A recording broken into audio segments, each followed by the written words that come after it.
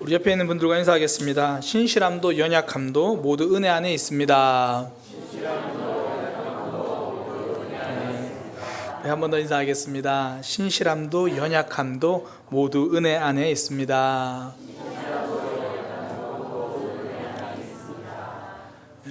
오늘은 성경 이야기를 하나 먼저 함께 나누려고 합니다. 누가복음에 나오는 집 나간 둘째 아들 이야기입니다. 우리가 너무나 잘 아는 이야기죠. 어느 날 둘째 아들이 아버지를 찾아와서 말합니다. 아버지, 저한테 줄 유산 있잖아요. 그 유산 나중에 말고 지금 먼저 좀 주세요. 그렇게 말하고 그 돈을 또 기어이 받아서 나갑니다.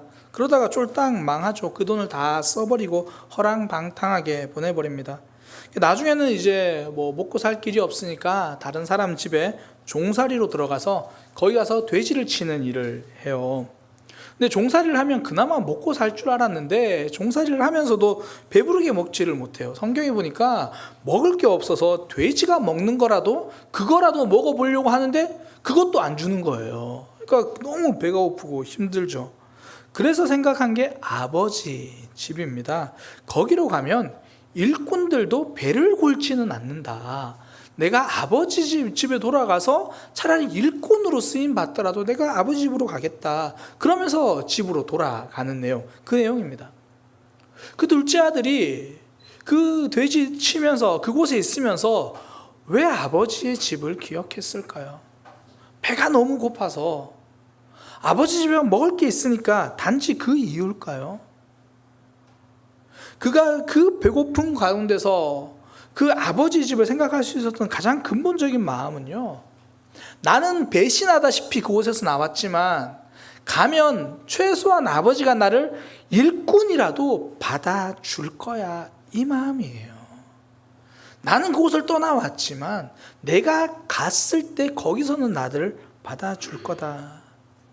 나를 받아주는 아버지에 대한 확신이 그의 발걸음을 집으로 향하게 만들었습니다. 받아주시는 아버지의 마음, 이것이 우리 기독교의 힘입니다.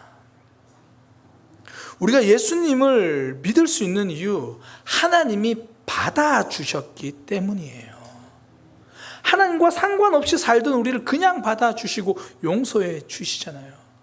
혹시 우리 가운데 하나님을 믿을 때, 하나님을 믿고 나니까 하나님이 그동안 너 나를 떠나서 잘못했고 나를 외면했고 나에게 그렇게 잘못했던 그 모든 거 한번 계산 좀 해보자, 이 나쁜 놈아, 그런 게 아니라 그 모습 그대로 우리를 받아주시고 용서해 주시죠.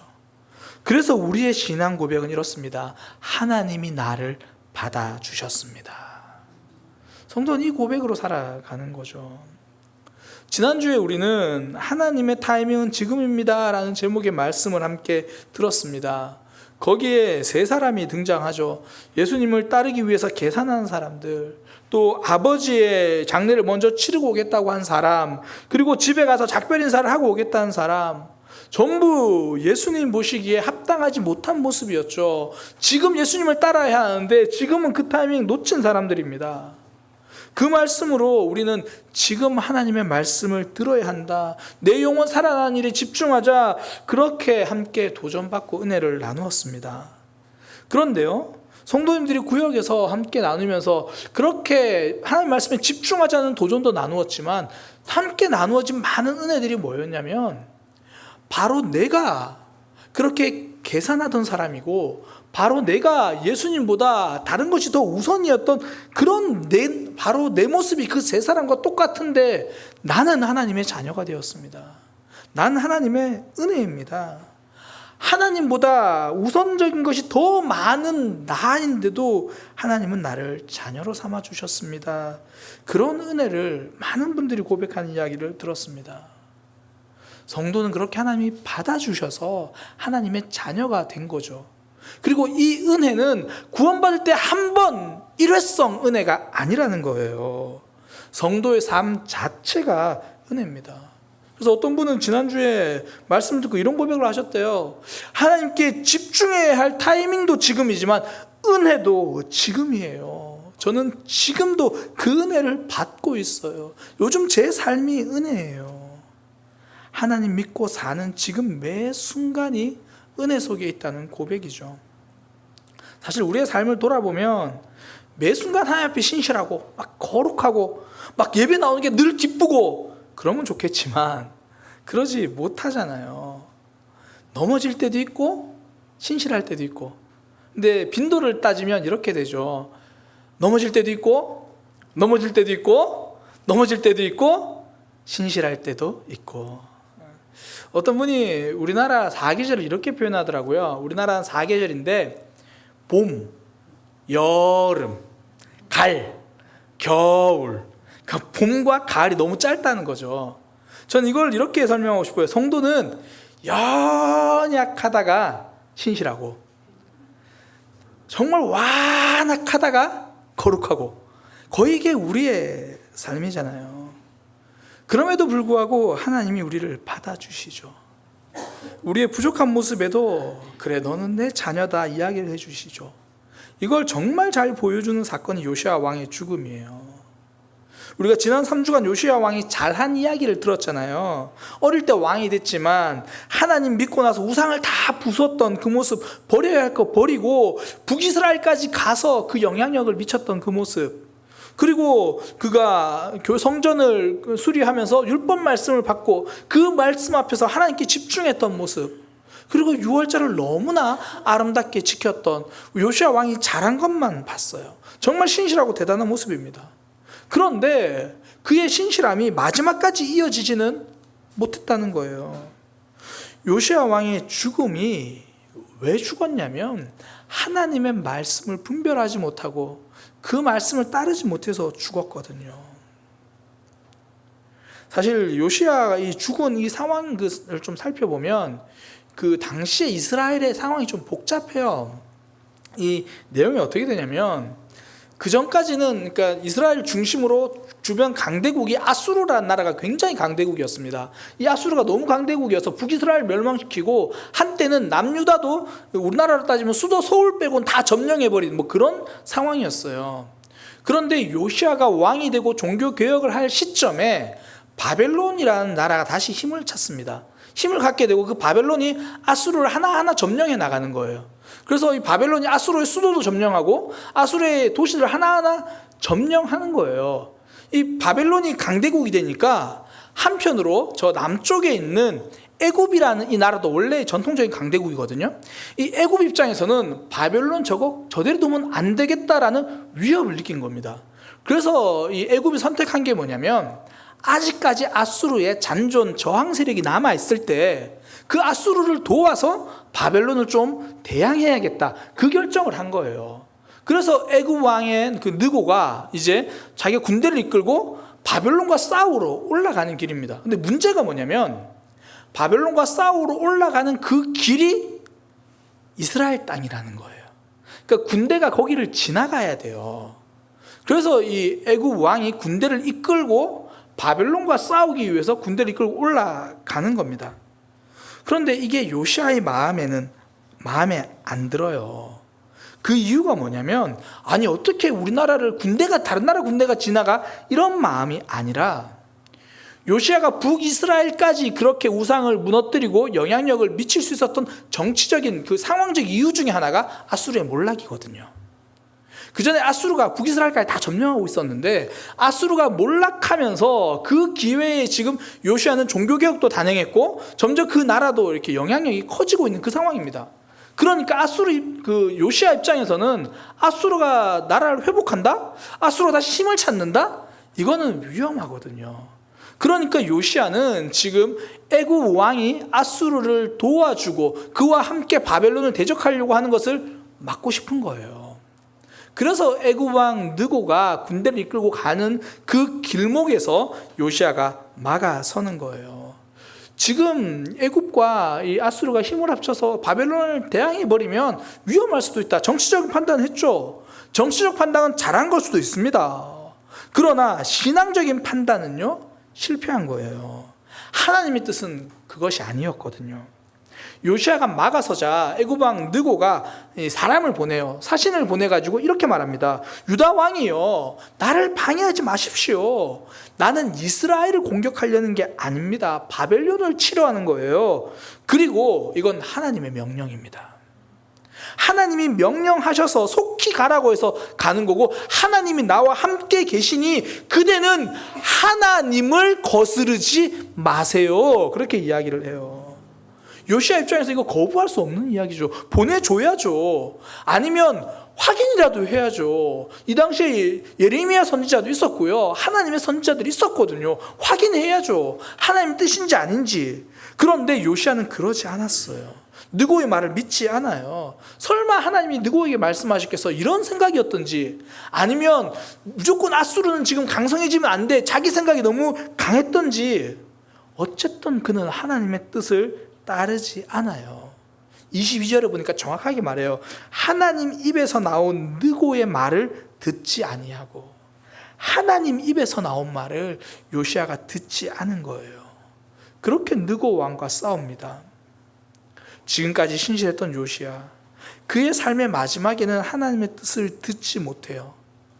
그리고 그 전투에서 죽어요.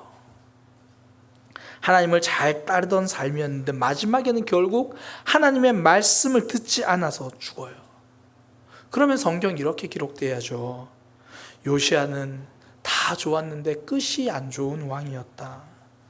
마지막에는 결국 말씀을 지키지 못한 사람이었다.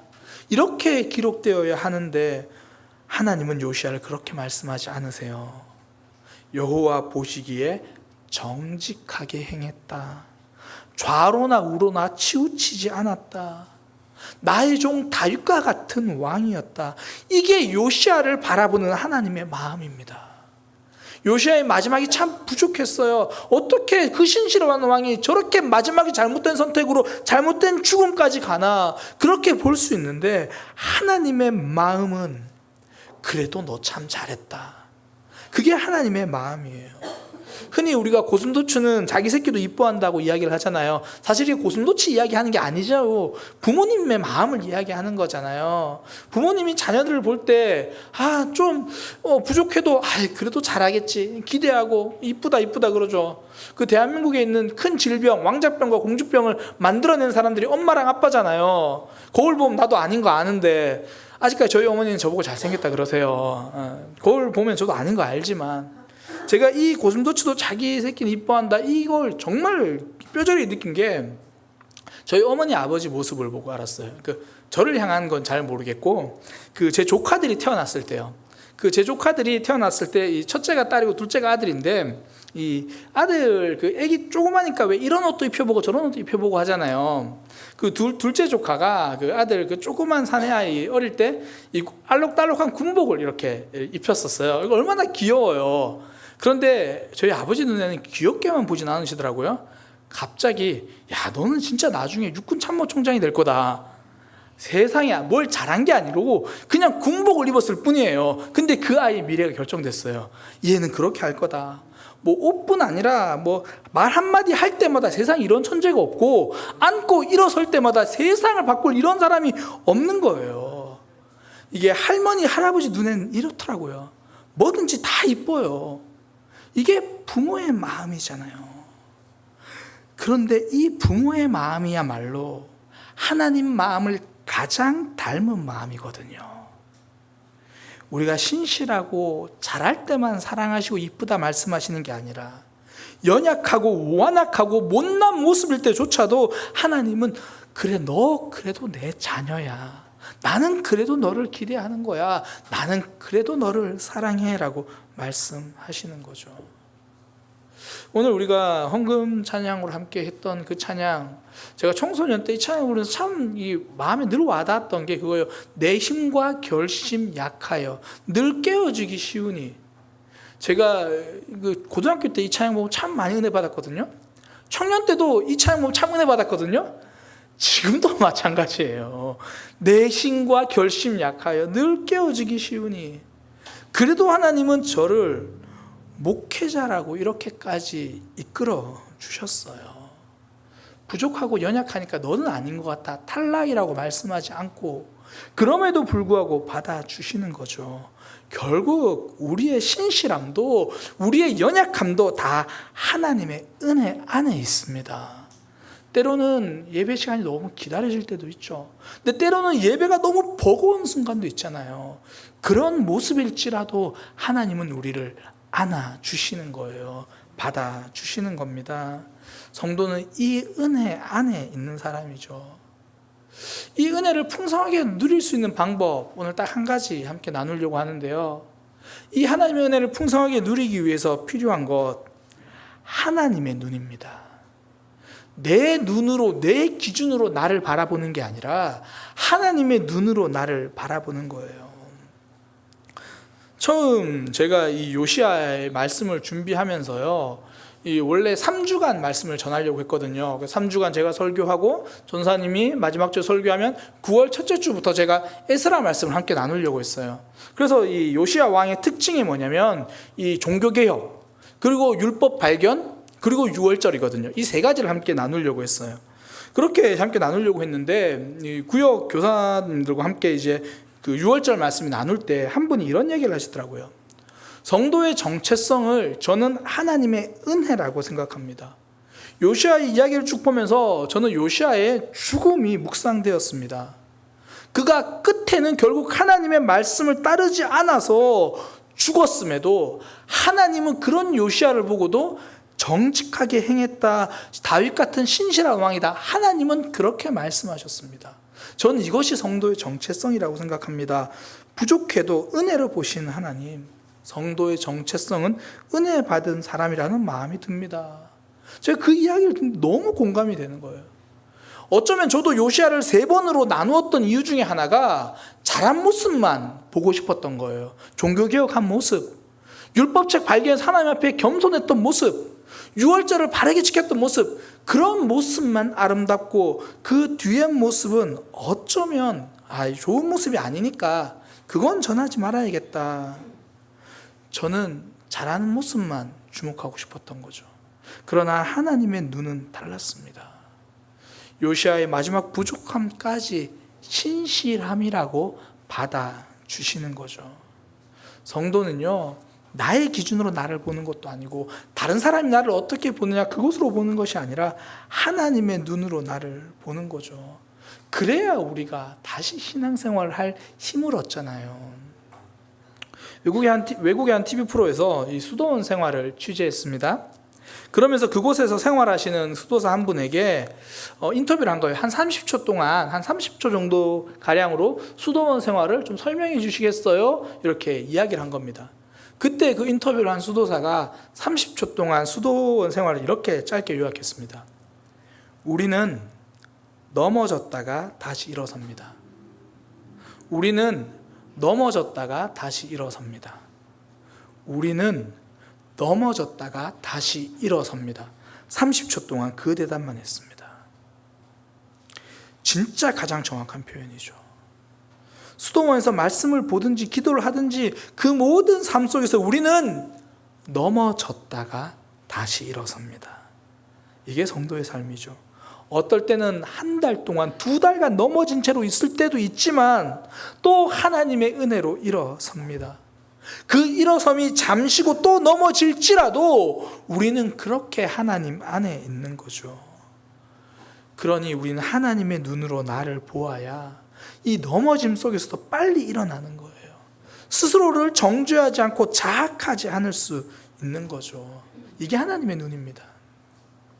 이 하나님의 눈과 정말 대조되는 눈이 성경에 등장하는 엘리 제사장의 눈이거든요.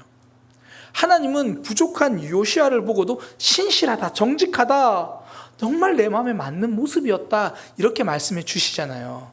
그런데 성경에 등장하는 엘리 제사장은 좀 그 반대의 모습이 나와요.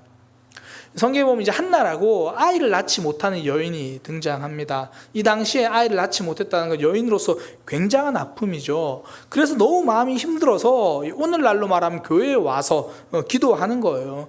기도를 하는데 마음이 너무 힘드니까 뭐 기도 반, 울음 반, 뭐 그렇게 이제 앉아서 혼자 흐느끼듯이 중얼중얼 기도하는 거예요. 그때 엘리 제사장이 들어옵니다. 뭐 우리 교회로 말하면 누군가 평일날 이 교회 산 쪽에서 흐느끼며 기도하는데 제가 들어온 거예요. 근데 그걸 보고 하는 말이 뭐 중얼중얼 혼자 그러고 있으니까 술 마시고 술 취한 사람이 들어왔나?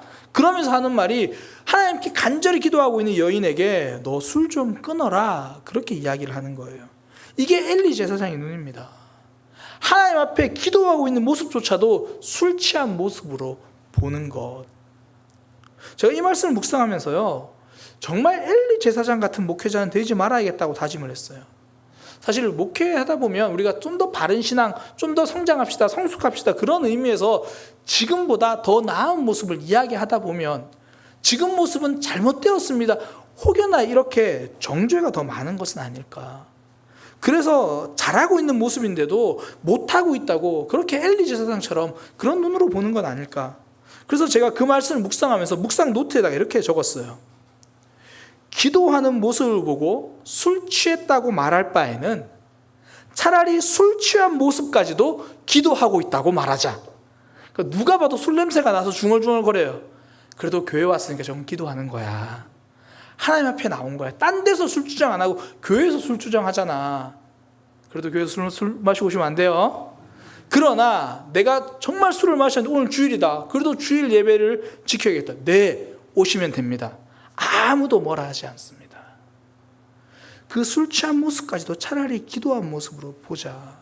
잘못을 덮어두겠다는 것이 아니라 정죄와 판단의 눈을 내려놓고 하나님의 눈을 가지고 싶다라는 그런 이야기죠. 제가 그렇게 묵상을 하는데요, 정작 제 자신은 제가 그렇게 보지 못했구나를 깨달았습니다. 목회를 하다 보면 제가 많이 놓쳤던 게 저 자신을 하나님의 눈으로 보는 거였어요. 목회하다 보면 행복한 일 있죠. 즐거운 일 있습니다. 그러나 행복하고 즐거운 때만 있는 건 아니잖아요. 힘들 때도 있고 상처받을 때도 있거든요. 그러면 그동안은 혼자 그런 생각이 들어요. 목사가 되어서 그런 것도 못 품으면 어떡하나. 사명자가 되어서 그것 때문에 힘들어하면 어떡하나. 그러니까 힘들어하고 있는 저 자신을 자꾸 책망하는 거예요. 넌 힘들어하면 안 되지. 목사인데 목사가 그러면 안 되지. 그러니까 일어나기 더 힘든 거예요. 자꾸 저 자신을 제가 막 갉아내고 있는 제 모습을 봤어요. 하나님은 나를 품어주시는데 정작 내가 나 자신을 용납하지 못하고 품어주지 못하는 거죠. 성도는 사랑이 많아서 사랑하는 사람이 아닙니다. 하나님의 은혜로 예수님을 조금씩 닮아가는 사람이죠. 넘어지지 않는 사람이 아닙니다. 힘들어하지 않는 사람이 아닙니다. 힘들고 넘어질 때 하나님 앞에서 우는 사람이에요. 예배가 늘 행복한 게 아니라 어떨 때는 정말 교회 가기 싫지만 하나님 때문에 나와서 또 회복의 자리로 나아가는 거죠. 우리의 모습, 내 기준으로 보면, 다른 사람 눈으로 보면 부족하고 연약할 때 많습니다. 그러나 하나님인 우리를 보실 때 항상 100점이다 말씀하시는 거예요. 잘해서 100점이 아니라 사랑해서 100점이라고요. 하나님의 은혜로 우리를 100점으로 보는 거죠. 성도가 나 자신을 하나님의 눈으로 보기 시작할 때, 그때부터 하나님 앞에 나올 때 무장을 해제하는 거예요. 다른 사람의 눈으로 나를 보기 시작하면, 내 신앙 보기 시작하면 이것도 무장하고 저것도 무장하거든요. 좋은 모습만 자꾸 보이려고 해요. 그러나 하나님의 눈으로 나를 보기 시작하면 그냥 무장 해제하고 엎드리는 거죠. 저는 참 이 묵상할수록 감사한 게 성경에서 요시야의 부족함을 숨기지 않았다라는 거예요. 하나님 입에서 나온 말을 듣지 않았다, 그렇게 기록해요. 그렇게 기록해놓고도 그 요시야 하나님 앞에 정직했다, 이렇게 말씀해 주는 거죠. 하나님 앞에 부족해도 있는 그대로 나가도 된다는 얘기입니다. 하나님 눈으로 보면 무장 해제하고 그냥 가는 거예요. 다 품지 못하면서 다 품을 수 있는 것처럼 뻔뻔하게 앉아 있는 게 아니라 나 품지 못한 좁은 마음 그대로 하나님께 가는 거죠. 기도 시간이 너무 어려워서 기도하러 앉아있는 것조차도 쉽지 않고 눈치 보일 때는 그냥 하나님 앞에, 하나님 나 기도가 이렇게 힘들어요 하고 그 자리에 앉아서 자는 거죠. 뭐 내 모습 그대로 무장해제할 때 그것이 하나님께 드리는 기도잖아요. 예수님의 모습이 딱 그랬습니다.